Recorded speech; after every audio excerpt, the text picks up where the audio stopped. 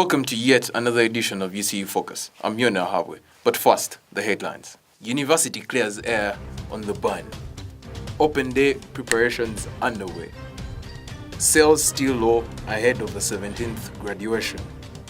Hamukasa exhibition begins tomorrow. Sabiti and the dining hall to share server. Uganda Christian University has cleared the air about the recent reports about the ban on the non-Christian worship on campus. Justin Angakiremu reports. Last week, the media reported that Uganda Christian University had banned non-Anglican worship around the university, a claim that raised many reactions, even from students. In my own opinion, it's not a good thing. At least they would have been given privileges to take at least some time during their worship. Look at the Muslims right now; they are preparing for Ramadan. By the time they applied, they knew where they were coming, and they believed that the university would respect them and their faith. That's why they went ahead to admit them. So I would think that the vice chancellor would go ahead and think about it again, because by the time he allows all of them to come, then he should go ahead and respect their faith. The Uganda Christian University Communications Manager, Ganzi Isharaza, attributes the misconceptions by the media to lazy journalism, explaining that it has been worsened by social media. A lot of times there's lazy journalism. People tend to go to Facebook to get their stories. And Facebook or social media happens to be, by its very nature, an opinion thing. So I post my opinion. I don't post a fact or I just post what I think. According to the Vice Chancellor, Reverend Canon John Senyonyi, this was not a ban, but rather a reminder to everyone to respect the history on which the university was founded.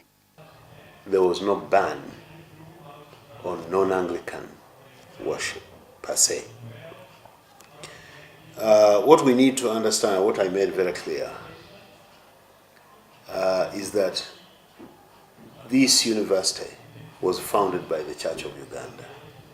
Now, people may take that to mean I'm promoting Anglicanism. Senyonyi says all denominations are allowed to worship around the university, only after seeking permission from the university chaplain. It has always been a policy of this university, even if you look in the code of conduct, that any worship, any services on this campus must be sanctioned by the university chaplain. He continues that the nature of community worship held in the university is evidence that the university grants students freedom of worship regardless of their different religions. Senyonyi, however, advises that there was no need of worry because nothing had been changed. Our services in this university, I was university chaplain, and so I did play a role in ensuring this, that our services on Sundays, yes, they may appear Anglican, but we allow a lot of freedom in the way we conduct our services so that we are inclusive. Now, when it comes to other services that we have in this university, the community worship particularly, it would be an overstretch of the mind for one to describe them as Anglican, because they were designed for the community to worship irrespective of their denominational convictions. With a clarification from the university, this wraps up the whole debate about the ban on the religion. Gistin Angauchemu reporting for UCU Focus. Preparations have come to an end as the annual University Open Day draws closer. Patience Iroth reports. As it is a culture for Uganda Christian University to hold an open day annually, this year it is due to take place tomorrow, Friday the 24th of July 2016. On this day, where the theme is Higher Education for Sustainable Development, the university opened doors to everyone to come and have a feel of what goes on within her boundaries.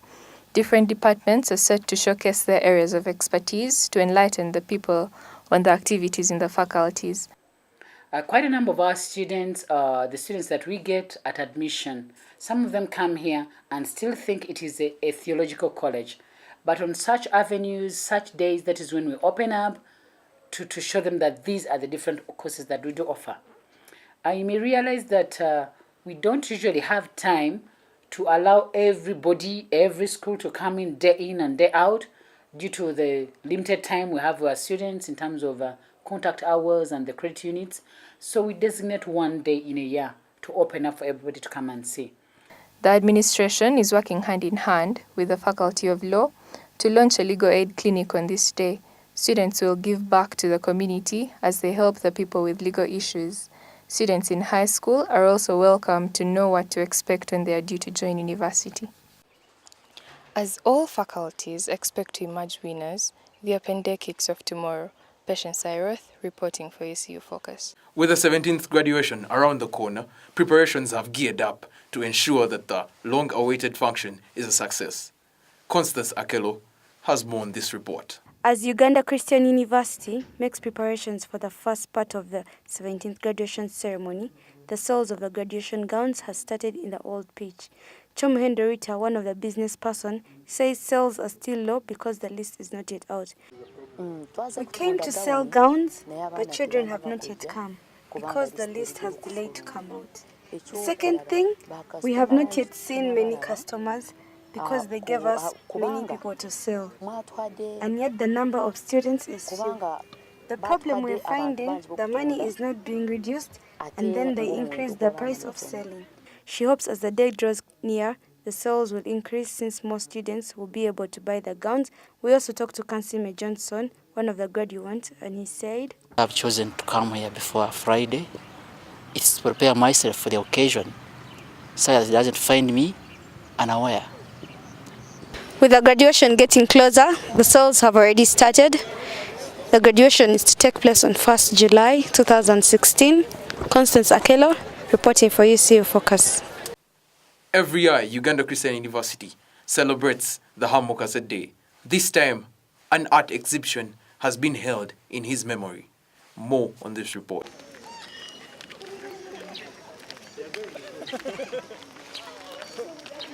In appreciation of Hamukasa's work, UCU has displayed an exhibition of over 100 descriptions of images in the library. These images are meant to be illustrations of a book he wrote about Ugandan history called Simuda Nyuma. Simuda Nyuma is a Kiswahili word meaning forward ever, backward never. Come tomorrow, an exhibition based on a document written by Ham Mukasa in the 1930s will be launched. A book featuring some of the students will also be launched in the library at 4 p.m. on the 6th of July 2016. Andrea Stiltens, the key organizer of the exhibition, said that this is part of her PhD study. This project is part of a bigger research that I'm doing as part of a PhD about photographs of Ugandan history and how they help us to understand that history. And us is both a Ugandan audience and also a Dutch audience. So there's that significance on the overall level for the project, but then there's also the significance on this project level. And for sure, of course, there is this, I think, importance to keep connecting to a history like that of Hamukasa, who is so important for this university. Starting tomorrow, the exhibition will be ongoing till the 5th of July. Marilyn Atwanjere, reporting for UC Focus. In the attempt to cut the costs of the DSTV subscription throughout the year, the university has decided to merge the decoders of the nearer residential halls around campus. Sharon Bira has more on this story. The guild under the DOSA's office has merged the dining hall and submitted DSTV decoders. This implementation is a follow-up exercise to a proposal that was raised in one of the guild meetings last year. The strategy will greatly help the university cut down its expense on DSTV subscription this financial year. Well, in the past, you see we have a lot of, we have many decoders around campus.